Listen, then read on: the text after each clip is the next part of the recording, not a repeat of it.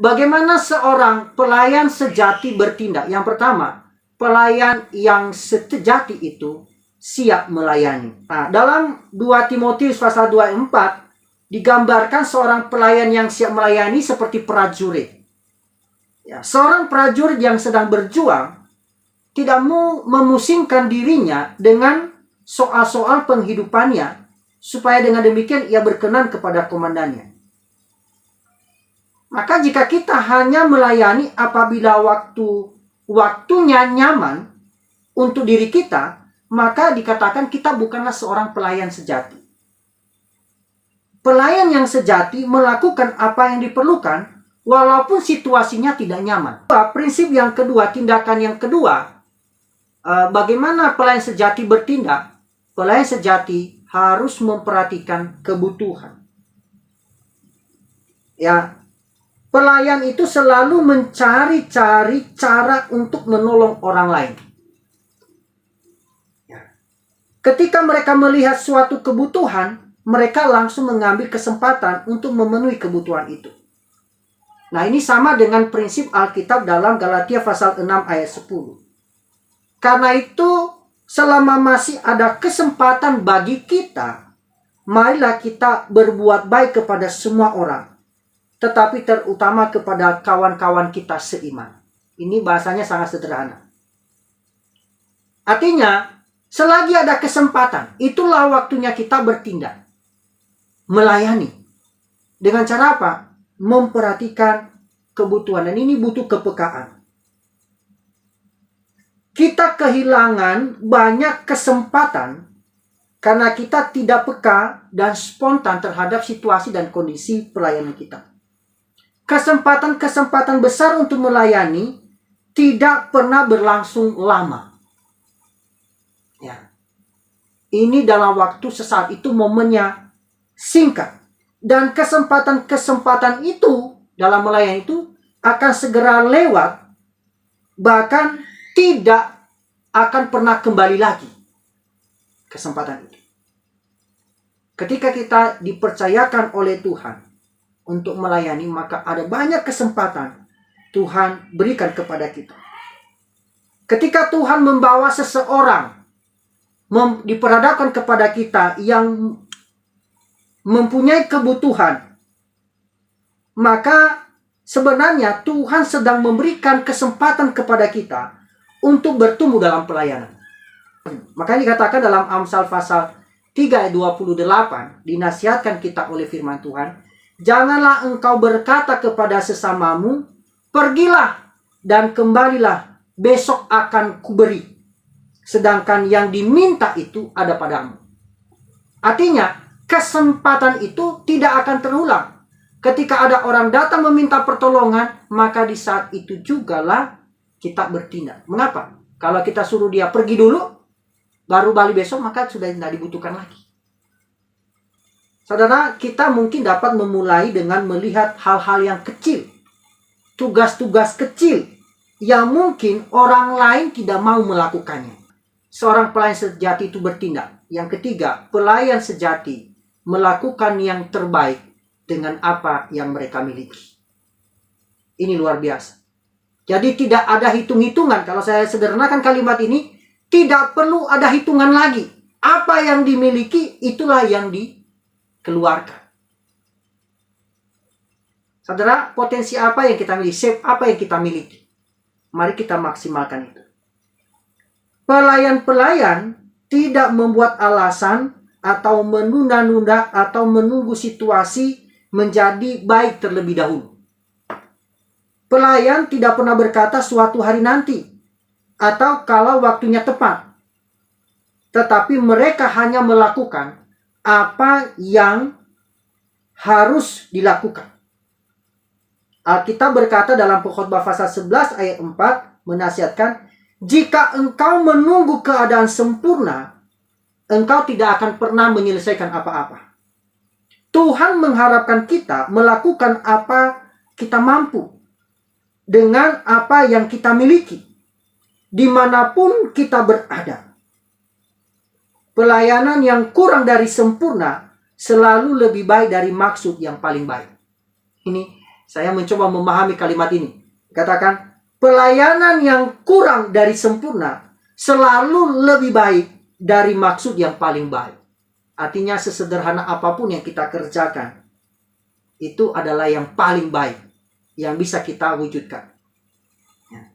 Nah, prinsip yang keempat, tindakan yang keempat yang dilakukan oleh pelayan sejati adalah pelayan sejati melakukan setiap tugas dengan dedikasi yang sama. Tidak membeda-bedakan pelayanan itu kecil, pelayanan itu besar, ada upahnya, tidak ada upahnya, tetap dedikasinya, cara melayani, kualitasnya sama. Apapun yang kita kerjakan sebagai pelayan Tuhan, marilah kita melakukannya dengan segenap hati. Seperti untuk Tuhan dan bukan untuk manusia. Ini dalam Kolose pasal 3 ayat 23. Ya. Kita tidak akan pernah berada dalam suatu keadaan hidup di mana kita terlalu penting untuk membantu tugas-tugas yang sederhana. Tuhan juga tidak akan pernah membebaskan kita dari tugas-tugas biasa yang sederhana. Ini adalah bagian yang paling penting dari cara Tuhan memproses kita dan karakter kita. Galatia 6 ayat 3 menekankan, sebab kalau seorang menyangka bahwa ia berarti, padahal sama sekali tidak berarti, ia menipu dirinya sendiri. Maka dalam pelayanan sekecil apapun, kita sebenarnya dituntut untuk bertumbuh menjadi seperti Kristus. Pelayan yang sejati setia dalam pelayanan mereka, tidak pernah meninggalkan. Pelayan yang baik akan selalu menyelesaikan tugas dengan baik, memenuhi tanggung jawab, bahkan menepati janji-janji yang pernah dibuat dan menyelesaikan komitmen yang mungkin sudah pernah diikrarkan. Ya, tidak akan meninggalkan tugas sebelum selesai. Bahkan mereka tidak berhenti ketika mereka merasa kecil hati. Mereka adalah pelayan yang dapat diandalkan, dapat dipercaya. Saudara, kesetiaan dalam melayani ya adalah kualitas yang memang jarang ditemui. Apapun kondisinya, apapun situasinya, kesetiaan itu selalu dituntut. Maka dalam Matius pasal 25 ayat 23 ada satu pernyataan dalam kalimat firman Tuhan dikatakan, baik sekali perbuatanmu itu, hai hambaku yang baik dan setia. Engkau telah setia memikul tanggung jawab dalam perkara yang kecil. Bukan perkara yang besar loh, dalam perkara yang kecil. Aku akan memberikan kepadamu tanggung jawab dalam perkara yang besar. Tidak hanya berhenti di situ, tidak diberikan tanggung jawab yang bertambah, tapi dikatakan, masuklah dan turutlah dalam kebahagiaan Tuhan. Ini yang luar biasa. Maka sekecil apapun yang kita kerjakan, yang kita lakukan dalam hidup ini punya dampak. Tidak hanya berdampak dalam kehidupan kita di dunia dengan tanggung jawab yang ditambahkan atau kepercayaan Tuhan berikan, tapi kita juga akan mendapatkan kebahagiaan bersama dengan Tuhan. Saya rasa ini menjadi penghiburan terbesar bagi seorang pelayan Tuhan. Mengapa? Paulus menasihatkan dalam Galatia pasal 1 ayat 10, sekiranya aku masih mau mencoba berkenan kepada manusia, maka aku bukanlah hamba Kristus. Maka kalau kita hanya mencoba berkenan untuk dilihat orang, maka dikatakan di sini, ini sebenarnya pelayanan yang kita lakukan adalah hanya pelayanan sebagai aksi pamer, ya, supaya memiliki kesan wow, mantap.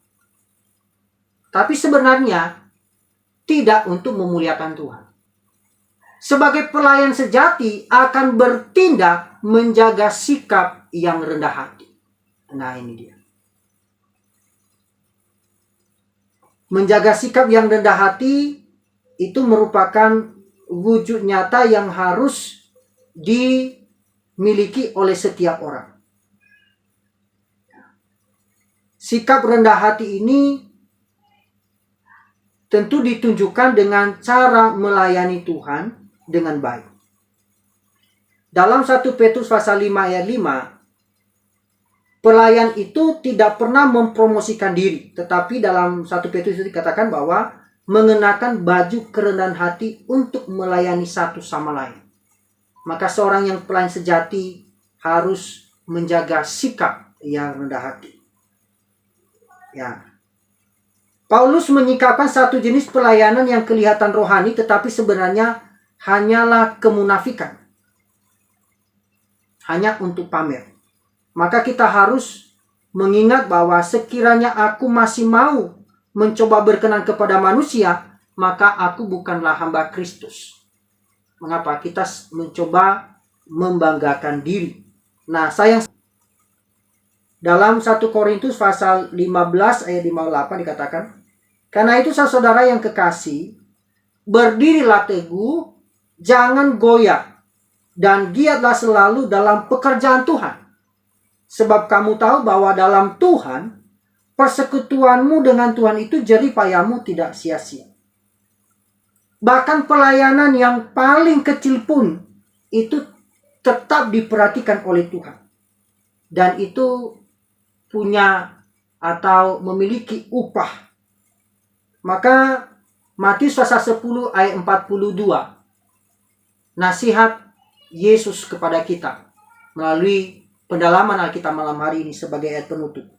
Dan barang siapa memberikan air sejuk secangkir saja pun kepada salah seorang yang kecil ini, karena ia muridku, aku berkata kepadamu, sesungguhnya ia tidak akan kehilangan upah